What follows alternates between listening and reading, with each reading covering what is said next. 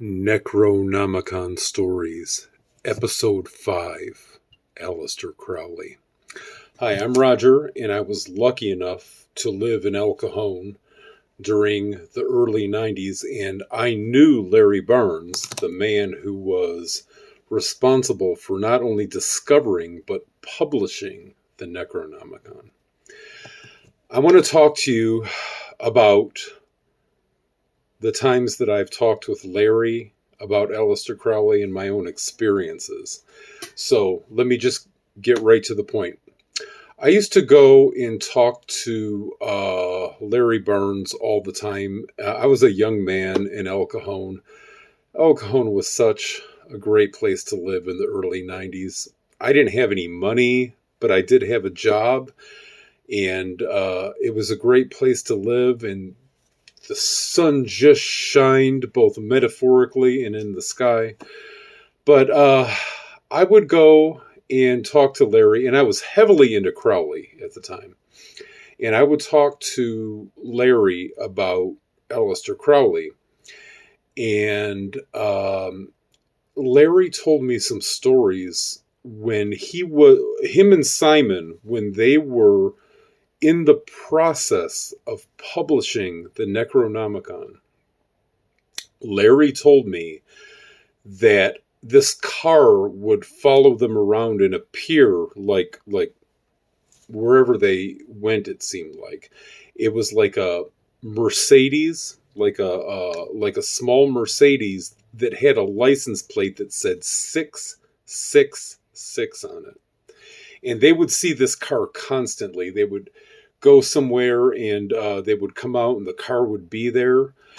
And I remember that Larry told me that there had to be a tremendously powerful force behind that to be able to manifest a car like that, just, out of thin air.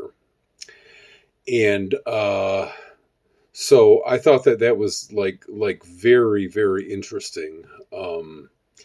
So I apparently, from what he was saying, that had something to do with the imminent publication of the Necronomicon. Another time, I was in the shop talking to Larry, and I was probably talking about Crowley because I was heavily into Crowley at that time. And I remember one time Larry just stared off into space just like this. He said, I have a feeling that Crowley is still very much with us. And I said to him, Larry, what do you mean by that?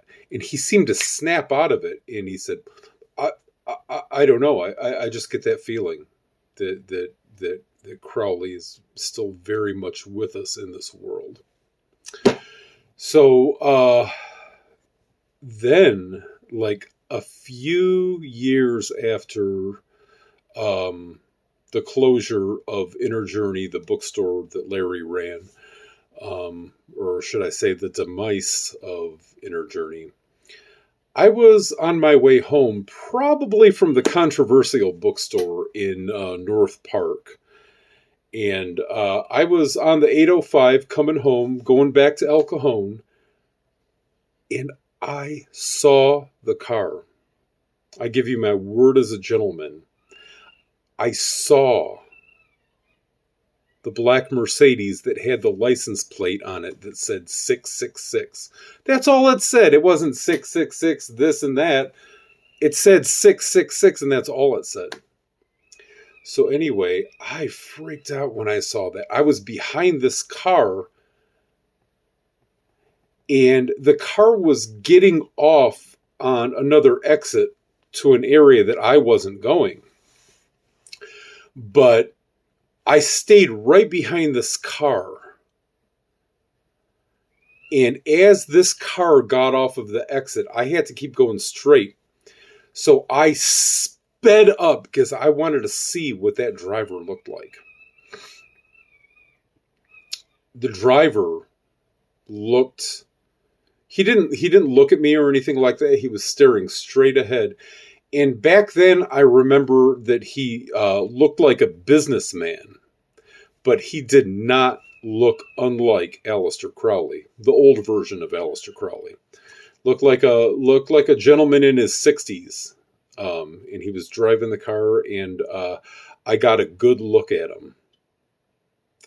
And so I don't know what you want to read into that, but anyway, that is pretty much all I have to tell you about in this episode.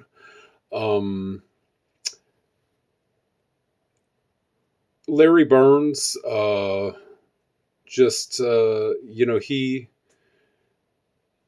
think he was into Crowley too.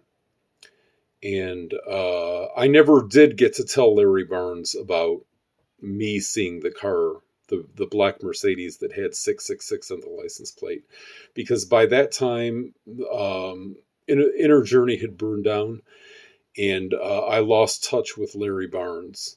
So anyway, I hope you've enjoyed these short stories, and please subscribe and keep watching, because I've got a lot more information for you. I've got some inside information for you about the Necronomicon, and some things that you didn't know about it. So thank you for watching, and keep watching. Thanks a lot. Bye-bye.